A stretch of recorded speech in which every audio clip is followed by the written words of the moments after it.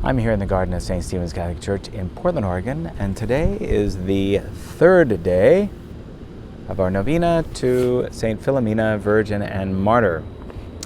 Well, this book is pretty exciting.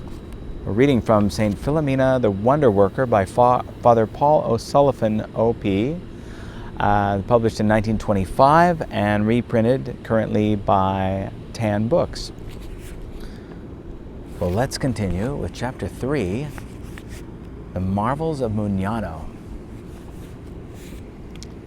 The night before the arrival of the relics at Mugnano, a poor man who had been compelled to remain in bed for several months, absolutely unable to work, hearing of the arrival of the remains of the holy martyr on the morrow, prayed fervently to the saint during the night, begging that he might at least be able to see and kiss the precious relic.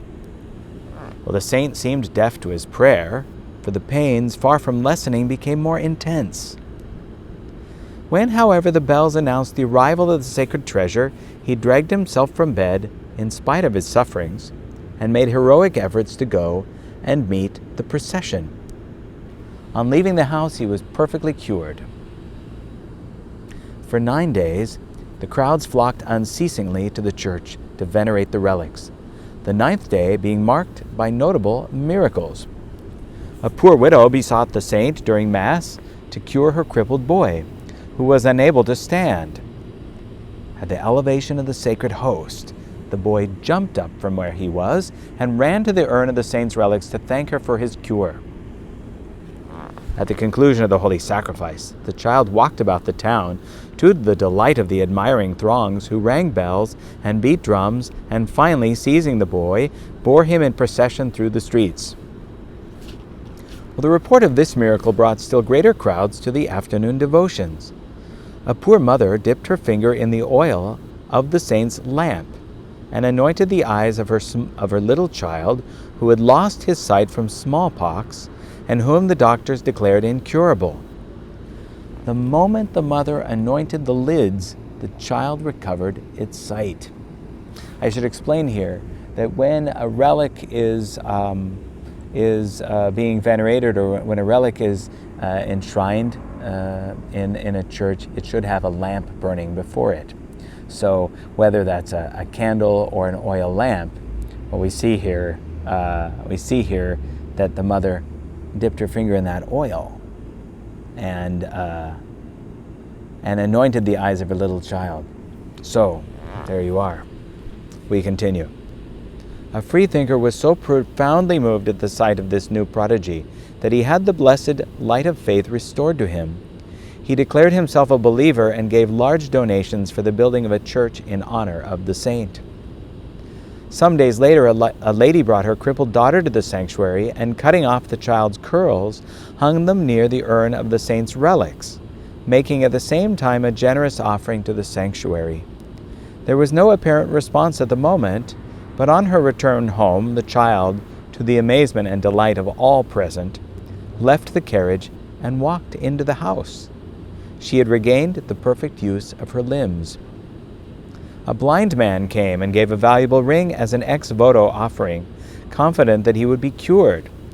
Nothing happened in the sanctuary, but on reaching home, he recovered the full use of his eyes. A blind girl, 20 years of age, whom the Neapolitan doctors declared beyond the reach of all human aid, came to Mugnano. Entering the church, she declared that she would not leave it until she was cured. Her faith was put to a vigorous test, for all her prayers seemed in vain.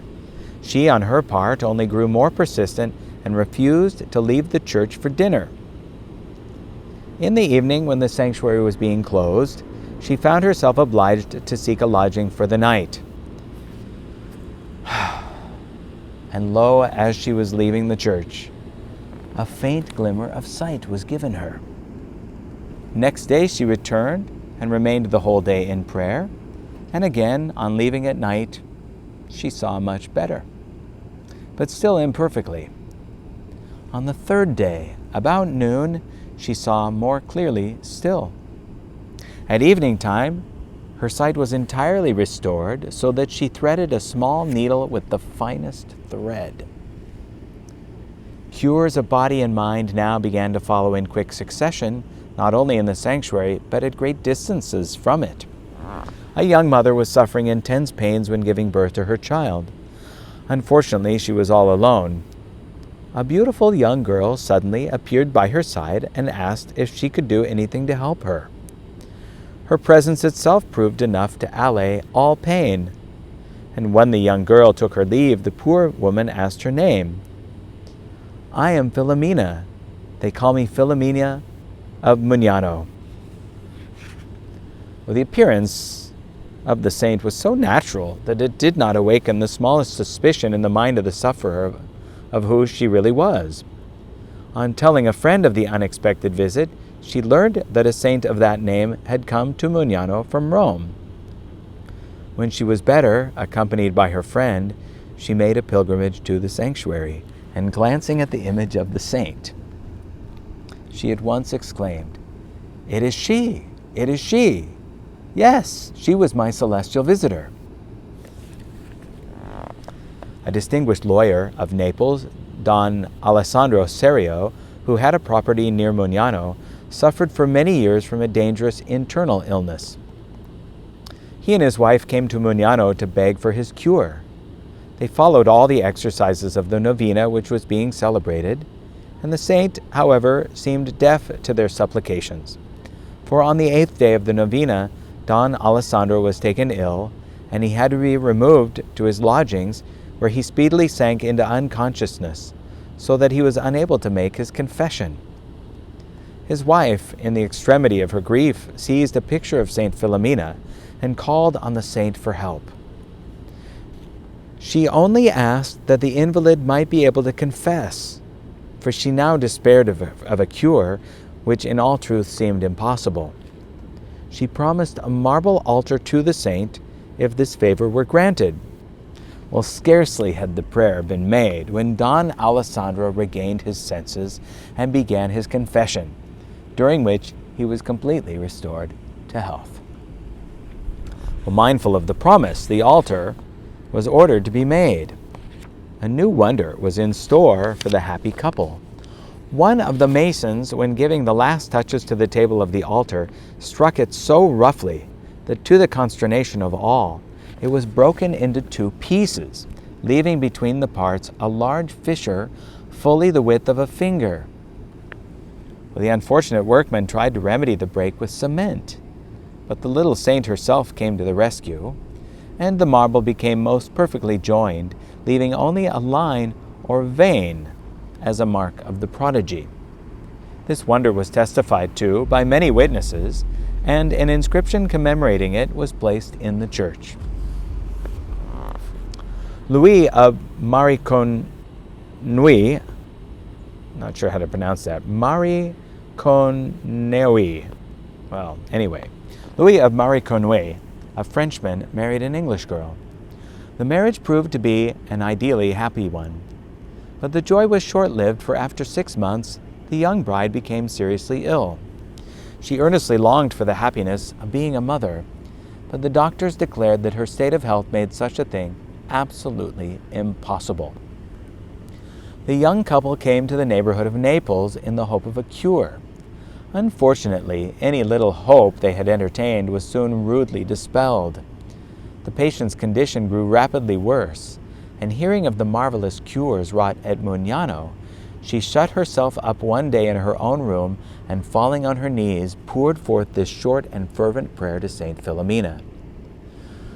"Since my condition is desperate from the human point of view, and since I have no earthly hope left, I place all my confidence in you and trust that you will cure me, for you are powerful in heaven and are good to all who seek your help. Despite my sufferings, I will go tomorrow and visit you in Mugnano, and I will ask you not only to restore me to health, but grant me the blessing of becoming a mother, and I will give my child the name of Philomena. Moreover, I promise to direct all the yearnings of its young heart toward God." And the following day, she visited the saint's shrine and made her prayer with great confidence.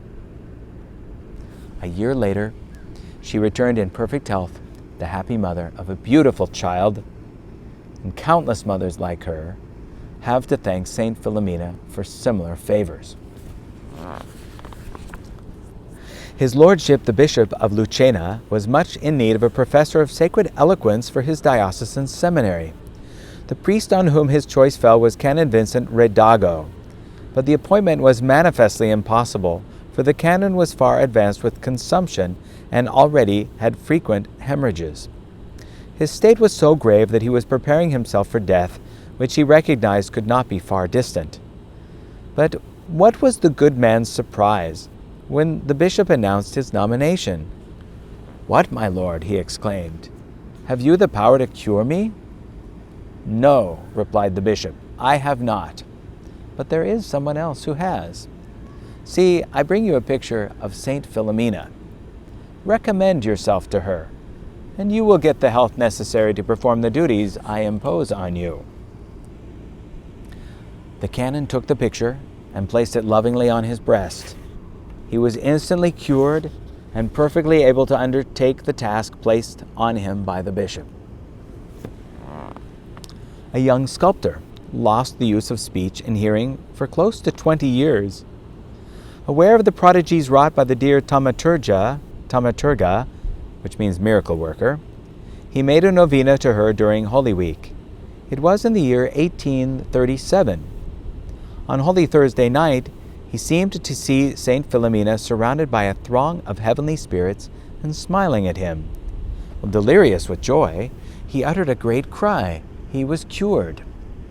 And shortly afterward, he went to Mugnano to pour out his grateful thanks at the shrine of his heavenly benefactress. A good Irish lady was sorely tried by God. To her great grief, 4 children, one after the other, were born dead. When the 5th was expected, she was filled with consternation and begged her sister, a nun, to pray for her. Her sister replied by recommending a novena to Saint Philomena, in which she herself promised to join. Shortly afterward, a beautiful child full of life and health was born. In accordance with her promise, she called the child Philomena. A happy home is the reflection of heaven, and the love which unites the members of a Christian household is a foretaste of the never-ending bliss of the Father's home above. The Baron and Baroness of Lepore were blessed by God with supreme happiness. The union and love which bound these 2 hearts together was indeed enviable. A great trial, however, was in store for the happy couple. The health of the Baroness began to fail, and soon a fatal illness manifested itself. Medical skill proved unavailing. Remedy after remedy failed to check the course of the disease, and soon death became a question of moments.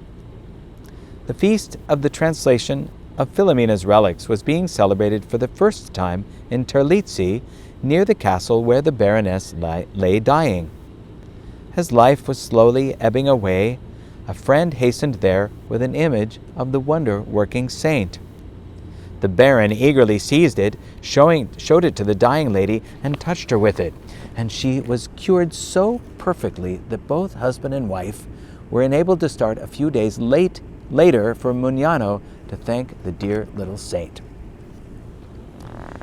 Well, the devotion spread rapidly all over Italy, passing from city to city, from town to town, penetrating even to remote villages. Children received her name in baptism. The poorest peasants kept lamps burning before her picture.